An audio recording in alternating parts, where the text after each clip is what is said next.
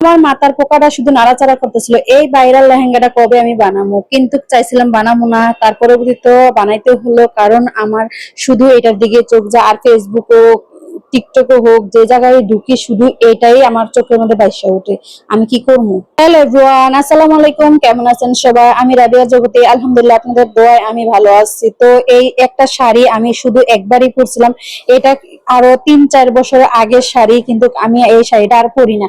আমার খুব কম শাড়ি পরা হয়, তাই আমি এই ডিসিশনটা নিছিলাম, যাতে হচ্ছে এইটারে কাইটটা এখন যে ভাইরাল লেহেঙ্গাটা চলতেছে এটা দিয়ে আমি এই শাড়িটা দিয়ে এই লেহেঙ্গাটা বানাবো। তো ভাবছিলাম যাতে হচ্ছে একবার এই শাড়িটা পরছি, এটা কাইটা ফেলবো, মানে মায়া লাগতেছিল। তারপরে বলতে ভাবলাম যাতে হচ্ছে ঠিক আছে, এটা তো পরি না, তো এটা কাইটেই ফেলি। মায়া করলে তো আর লেহেঙ্গা পরা হবে না, মায়ের কাছে পরে থাকতে হইব। তো মায়া এক সাইডে রাখা ভাবলাম যাতে হচ্ছে কাইটেই ফেলি লেহেঙ্গাটা, আর শাড়িটা, শাড়ির মায়া করলে হবে না।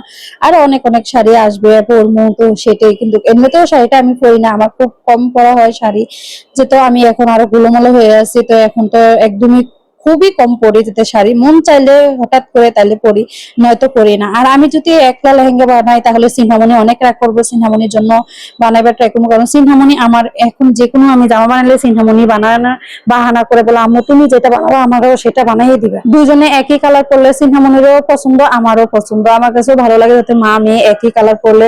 তো আমরা তো কখনো আমার মায়ের সাথে একই কালার ম্যাচ করে পড়তে পারি না, এখন যেটা আমার মেয়ে আমার সাথে পড়তে চায়, অথবা আমারও ইচ্ছা হয় যাতে মেয়ে আমার সাথে পড়ুক, তাও আমি দুজনে একই সাথে পড়ি, একই কালার বানাই।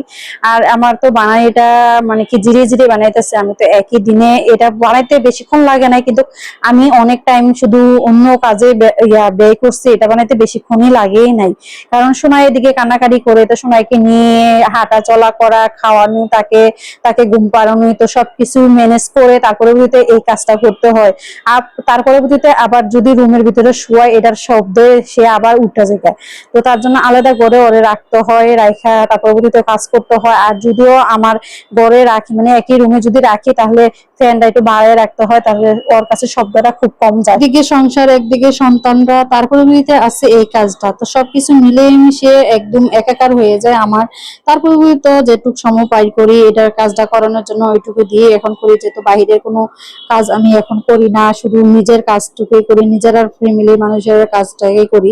এখন বাইরের কিছু কাজই করি না, কারণ শোনায় যেত একটু ছোট, তারপরে ওই সময় দেয় না, খুব কান্নাকাটি করে, আর বেশিরভাগ টাইম কোলে থাকে। কাজ সারা জীবনই করতে পারবো, কিন্তু সন্তানরা যখন একটু একটু করে বড় হবে সেটা তো আর সারা জীবন থাকবে না। সন্তানরা বড় হয়ে গেলে দেখা যাচ্ছে এতটা বিরক্ত করবে না, আর আমি ওই সময় মন মতন কাজ করতে পারবো। এখন যত সন্তানরা ছোট আছে, তো ওইটা নিয়ে আমার সময় দিতে হয় বাচ্চাদেরকে, তার জন্য কাজটাও এতটা করা হয় না। আর আমার কোনো কাজে আমি ডিজাইন করতে আমার একদমই ভালো লাগে না, কারণ সময় পাই না, যে তার জন্য ভালো লাগে না, টাইমও হয়ে ওঠে না যাতে নিজের কাজে কোনো কিছু করতে। তো এটা হচ্ছে উপরে পাট্টা লেহেঙ্গাটা, নিচেরটা সেলাই করা শেষ।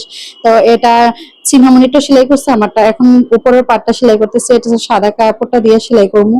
আর এটার প্রত্যেকটা এই ফুলের ডিজাইন আমি আরো আগেও দিছি, এখনো দিতেছি। আর এইটা আমার কাছে প্রত্যেকটা জামা বা যে কোনো একটা কিছু বানাইলে আমার কাছে এই টার্সেল গুলো দিতে আমার খুবই ভালো লাগে, আমি খুব পছন্দ করি আমার জামার ভিতরে।